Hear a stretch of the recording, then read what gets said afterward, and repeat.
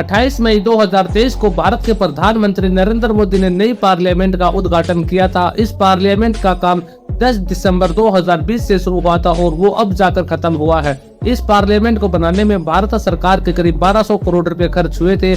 इस पार्लियामेंट के अंदर 1272 लोगों के बैठने की कैपेसिटी है, तो वहीं पर ओल्ड पार्लियामेंट के अंदर सिर्फ 800 लोग ही बैठे जा सकते थे। तो वहीं राहुल गांधी को नई पार्लियामेंट बनने से बहुत ही तकलीफें आ रही है। इस पार्लियामेंट के निर्माण से लेकर बनने तक राहुल गांधी ने इसे रोकने का बहुत ही प्रयास किया, पर हमेशा ही वो नाकाम रहे। पर वो कैसे, तो चलिए जानते हैं आज के इस वीडियो के अंदर। तो वीडियो शुरू होने से पहले आप हमारे चैनल को सब्सक्राइब जरूर कर दें, यह आपके लिए फ्री है पर मेरे लिए बहुत इंपॉर्टेंट है। तो चलिए शुरू करते हैं। तो चलिए पहले बात करते हैं इस न्यू पार्लियामेंट के कुछ खास बातों के बारे में। यह पूरा संसद भवन 65,000 स्क्वायर मीटर में फैला हुआ है। पुराने संसद भवन से यह 17,000 स्क्वायर मीटर बड़ा है। इस पार्लियामेंट को बनाने में करीब 1200 करोड़ रुपए खर्च हुए थे। नए संसद भवन में जाने के टोटल 6 रास्ते हैं। एक एंट्रेंस पीएम और प्रेसिडेंट के लिए, एक एंट्रेंस लोकसभा स्पीकर्स के लिए, एक एंट्रेंस राज्यसभा चेयरमैन के लिए, एक संसदों की एंट्री के लिए और बाकी के 2 एंट्रीज गेट पब्लिक के लिए होंगे। नए संसद भवन में सीटिंग कैपेसिटी को भी बढ़ा दिया गया है। 3015 स्क्वायर मीटर में बने लोकसभा चेंबर में 888 सीट्स है, जबकि पुराने संसद भवन में 545 सीट थी। इस पूरे एरिया को राष्ट्रीय पक्षी मोर की थीम पर बनाया गया है। तो वहीं राज्यसभा की बात करें तो यह एरिया 3220 स्क्वायर मीटर में फैला हुआ है और इसमें 384 सीट्स है, जबकि पुराने संसद भवन में सिर्फ 245 ही थी और इस एरिया को राष्ट्रीय फूल कमल की थीम पर बनाया गया है। कुल मिलाकर इसमें 1272 सीट है और इसके अलावा न्यू पार्लियामेंट में टोटल 120 तरह के ऑफिस बनाए गए हैं, जिसके अंदर committee rooms, ministry of parliament के offices, Lok Sabha secretariat, Rajya Sabha secretariat office आदि कई तरह के ऑफिस शामिल है। और यह नया संसद भवन पूरी तरह से टेक्नोलॉजी से भी भरा पड़ा है।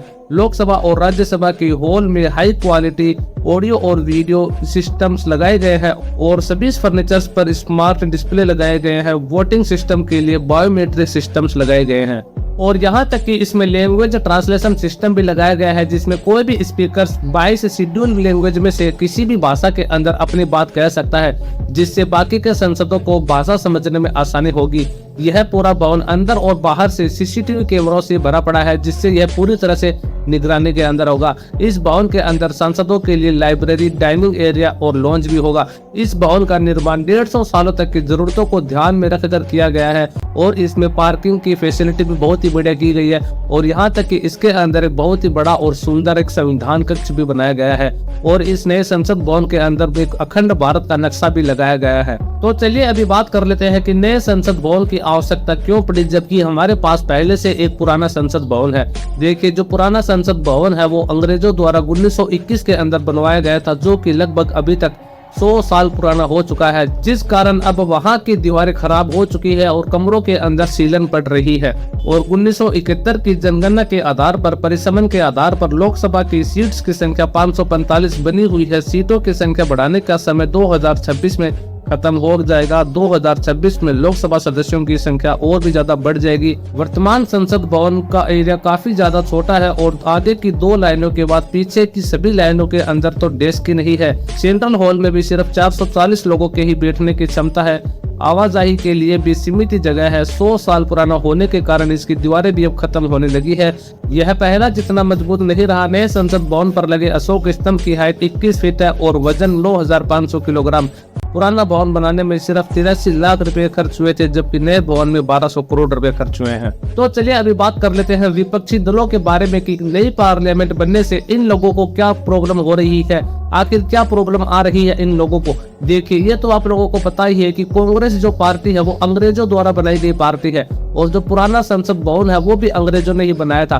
तो मुझे कहीं ना कहीं ऐसा लगता है कि राहुल गांधी को यह बात बिल्कुल भी बर्दाश्त नहीं हो रही है कि कांग्रेस के पूर्वजों ने जो संसद भवन बनवाया था उसे अब यूजलेस कर दिया जाए। सिर्फ कांग्रेस ही नहीं बल्कि 18 ऑपोजिशन पार्टी इसके अगेंस्ट में है और इसे रोकने के लिए राहुल गांधी ने कोर्ट में बार बार कई नोटिस भी भेजे, जिनका कोई सेंस ही नहीं है। कभी तो राहुल गांधी कहते हैं कि नई पार्लियामेंट स्पेस कवर कर रही है, इससे जगह कम पड़ जाएगी, तो कभी कहते हैं कि पार्लियामेंट के कंस्ट्रक्शन के काम से पॉल्यूशन बढ़ रहा है, तो कभी कहते हैं कि फालतू में 1000 करोड़ रुपए खर्च किए जा रहे हैं इससे पैसे की बर्बादी है। और जब यह पूरी तरह बनकर तैयार हो गया तो वो कहते हैं कि इसका उद्घाटन प्रधानमंत्री नहीं करेंगे बल्कि राष्ट्रपति करेंगे।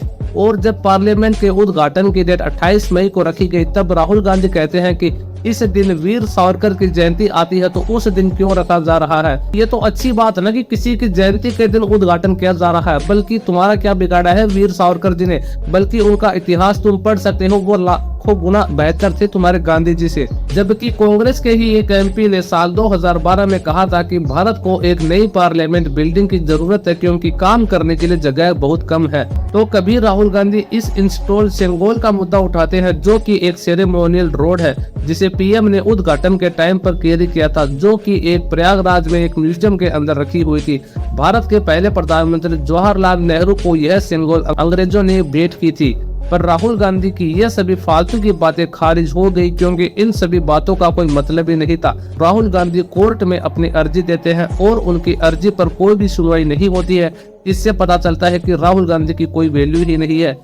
इस तरह की फालतू हरकतें करके राहुल गांधी अपनी ही इज्जत कम करवाते हैं, पर इन्हें शायद ये नहीं पता कि जब 2026 में लोकसभा के सदस्यों की सीट बढ़ेगी उन्हें ये कहां पर बैठाएंगे, अपने दीदी के घर में। राहुल गांधी को नए संसद भवन में लग रहे 1000 करोड़ रुपए तो दिख गए, पर राहुल गांधी को यह नहीं पता कि पुरानी बिल्डिंग के अंदर छोटे छोटे ऑफिसेस थे काम करने के लिए और वो भी कम पड़ रहे थे, जिस कारण वो लोग बाहर रेंटेड ऑफिस से काम किया करते थे। और इन सब में गवर्नमेंट के करीब हर साल 1000 करोड़ रुपए खर्च हुआ करते थे।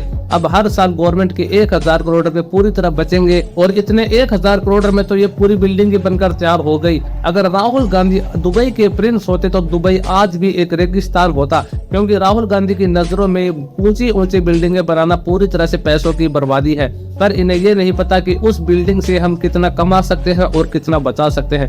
तो दोस्तों आप बताइए इस पार्लियामेंट के बारे में आपका क्या कहना है, कमेंट में जरूर बताना। और इसी तरह के अमेजिंग वीडियो के लिए आप हमारे चैनल को सब्सक्राइब और वीडियो को लाइक जरूर कर देना। मिलते हैं अगली वीडियो के अंदर।